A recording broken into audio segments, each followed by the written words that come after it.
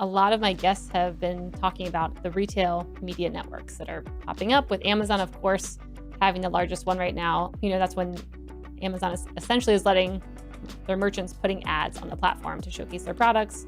They have their own ad network now. Walmart's doing it, Instacart's doing it. But Amazon, I think they're taking like 75% of all ad revenue within retail media right now.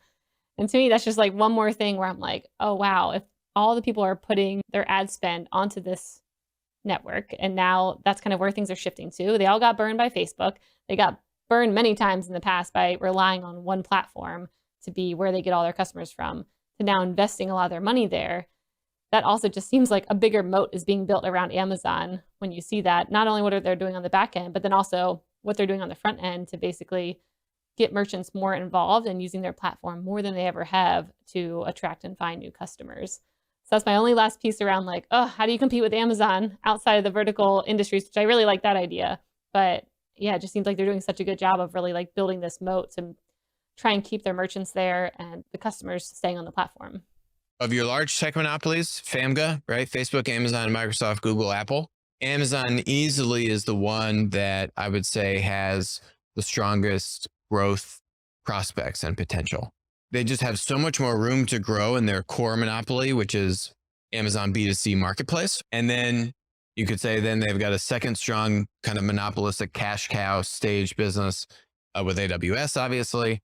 But then they have these other up and coming initiatives where now they're launching this logistics service. They are doing all the stuff with Amazon Business that we've talked about, the smart devices and many other things that they're doing. So they are really humming. And I think Andy Jassy was a great selection as CEO, really putting that innovator who's willing to take risks. He was the guy who basically said, hey, we should go like create this new thing called AWS, and got that going. And so I think you can see Jeff really putting him into power to kind of say, this is what we need to continue to focus on to win going forward. And they do have so much potential. Whereas you look at the other monopolies now are run by more professional managers. And I think Facebook is having a lot of struggles, and I think they've become way too censor friendly. And that's really shot themselves in the foot, which is a good thing, but I don't know if they'll get over that anytime soon. Vertical specific marketplaces are absolutely a thing, not only in B2B, but in B2C. You need incumbents and you need traditional players to really lean in and say, how do we embrace these new business models? How do we work with the startup community and actually, 1 + 1 = 3, as opposed to what you see Nike doing, suing StockX, right? Possibly one of the dumbest corporate moves I've seen in the past few years. The current CEO of Nike is the former CEO of eBay. Like, the guy understands marketplaces.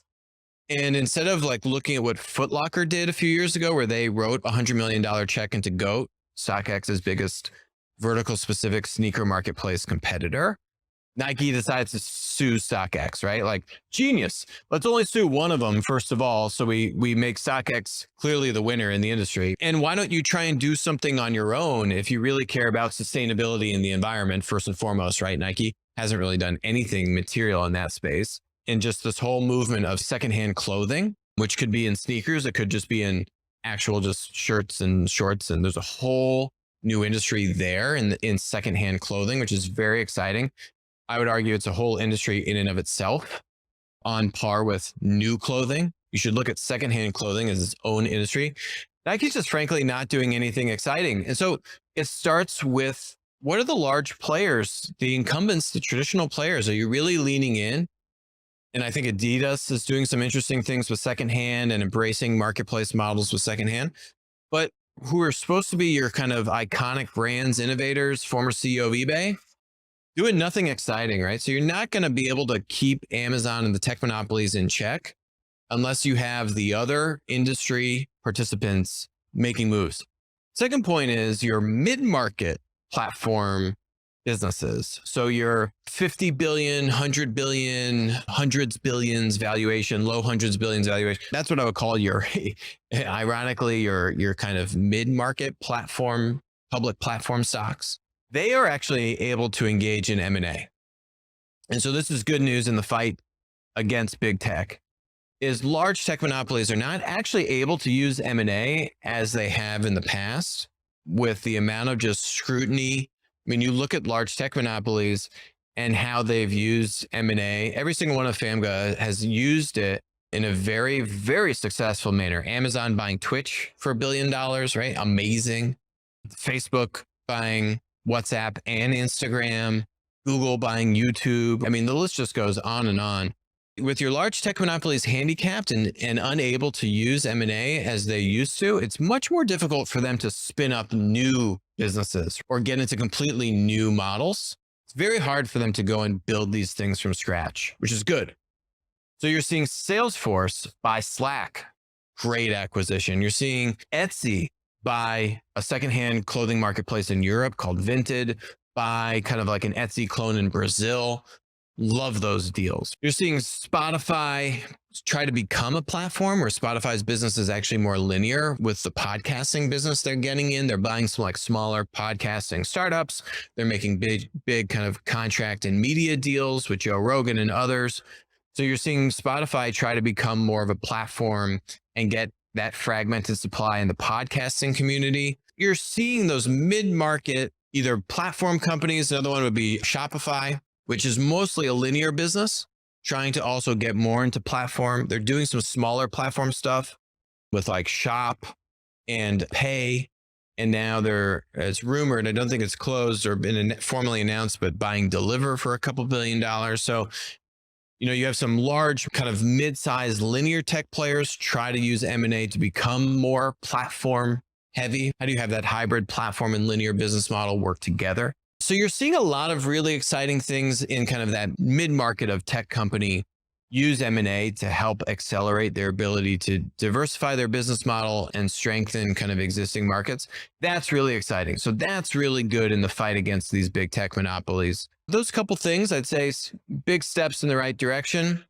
Probably the third thing would be government. You've now seen some successful examples, not in the US. The US doesn't really know what it's doing. It's frankly pathetic. But if you look at Australia, the Australian government forcing Facebook and Google to pay media companies. Now you're seeing hundreds of millions of dollars flow to the media companies.